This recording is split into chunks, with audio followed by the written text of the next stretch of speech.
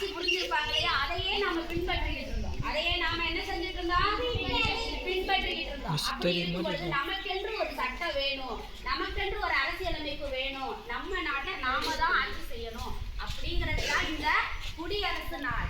இன்னைக்கு ஒரு கிராமத்துல, ஒரு சின்ன கிராமத்துல இருக்க ஒரு வார்டு மெம்பர்ல இருந்து இந்திய நாட்டின் பிரதமர் வரைக்கும் யாரால தேர்ந்தெடுக்கப்படுறாங்க, நம்ம நாள் மக்களால தேர்ந்தெடுக்கப்படுறாங்க.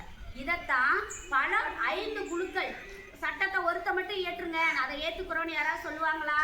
திட்டமிடுதல் வந்து தெளிவா இருக்கணும். 5 குழுக்கள் திட்டமிட்டு ஒப்படைச்சதுல என்ன, டாக்டர் அம்பேத்கர் தலைமையிலான குழுவோட வரையறை ஏற்றுக்கொள்ளப்பட்டது. அது ஏற்றுக்கொள்ளப்படுறதுக்கு அவங்க என்ன செஞ்சாங்க, 2 ஆண்டுகள் 11 மாதம் 18 நாள் இந்த சட்டத்தை அவர்கள் எழுதினாங்க. பல மசோதாக்களை அனுப்பியிருப்பாங்க இல்லையா, திருத்தம் மேற்கொண்டு பல திருத்தங்கள் மேற்கொண்டு இறுதியா என்ன செஞ்சாங்க, இப்போ அம்பேத்கரோட சட்டத்தை ஏற்றுக்கொண்ட நாள் தான் இன்னைக்கு. இன்னைக்கு நாம இந்தியாவில் இந்திய குடியரசுத் தலைவர் திருமதி மாண்புமிகு திரௌபதி முர்மு அவர்கள் கொடி ஏற்றுவாங்க. எங்க ஏற்றுவாங்க உங்களுக்கு தெரியுமா?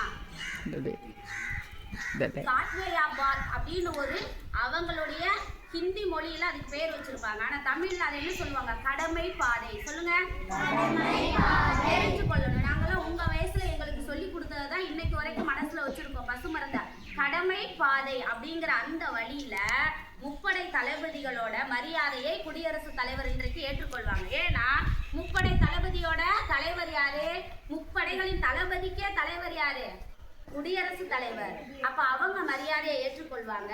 இந்த வருஷம் என்ன ஒரு ஸ்பெஷல் அப்படின்னா, நீங்க எல்லாரும் தெரிஞ்சுக்கணும் என்ன ஸ்பெஷல் அப்படின்னா, எப்பவுமே நம்ம ராணுவ ரகசியங்களை வெளியில சொல்ல மாட்டாங்க. ராணுவ ரகசியங்களை வெளியில சொல்ல மாட்டாங்க. ஆனா இந்த தடவை நம்ம ராணுவத்தின் ரகசிய வியூகங்களை, அதாவது வியூகம் அமைத்து திட்டமிடுதலை வெளிப்படையா தெரிவிக்கிறாங்க. அதுக்கு ஒரு ரீசன் என்ன தெரிஞ்சுக்கிறோம், சரியா?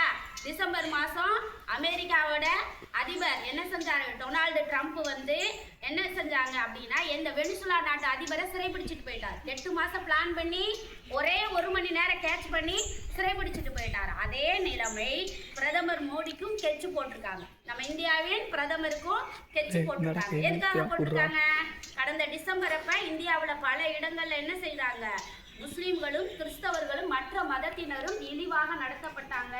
என்ன செஞ்சாங்க, அடித்து தேவாலயங்கள் மசூதி எல்லாம் அடிச்சு நொறுக்கப்பட்டுச்சு. அதை உலக நாடுகள் ஏற்றுக்கொள்ளுமா?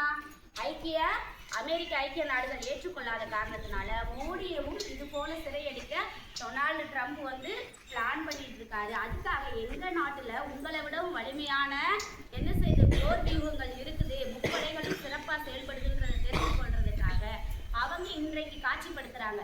இத்தனை வருடங்களாக ஒரு நாளும் சுதந்திர தின விழா அன்னைக்கோ குடியரசு தின விழா அன்னைக்கோ காட்சிப்படுத்தவே இல்லை. வரலாற்றுல முதல் முறையாக அந்த வியூகங்களை காட்சிப்படுத்துறாங்க.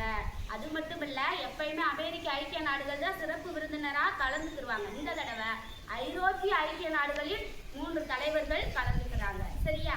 சரி, அப்ப நம்ம தமிழகத்துல யாரு கொடியேற்றுவாங்கன்னு கெச்சம் சொன்னாங்க,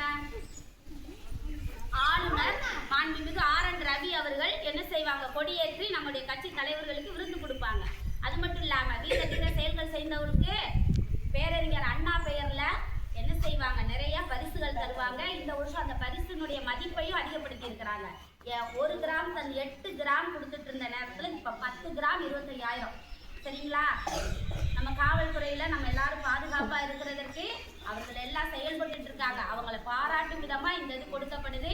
நம்ம தமிழகத்துல எங்க மெரினா பீச்ல, மெரினா கடற்கரையில, காமராஜர் சாலையில அந்த உழைப்பாளர் சிலை இருக்கும். நீங்க எல்லாம் யூடியூப்ல போய் பார்க்கணும். எங்களுக்கெல்லாம் வாய்ப்பு இல்லை, நாங்களாம் சின்ன படத்துல நேரில் போனாது. அவங்களுக்கு இப்ப நிறைய சோசியல் மீடியாஸ் உங்க கையில இருக்குது, போய் பார்க்கணும். அப்ப அந்த உழைப்பாளர் தின அந்த சாலையில், காமராஜர் சாலையில இருக்க அந்த சிலைக்கு அடியில இந்த நிகழ்வு நடைபெறும்.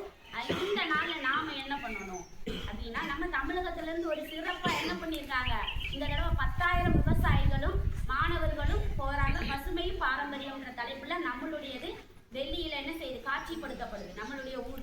ஓகேவா? இந்த நாளை நம்ம என்ன செய்யணும், மிகுந்த கடமை உணர்வோட எல்லாரும் இந்தியர் என்ற உணர்வோடு செயல்படணும். செயல்படுவீங்களா? வேற்றுமையில் ஒற்றுமை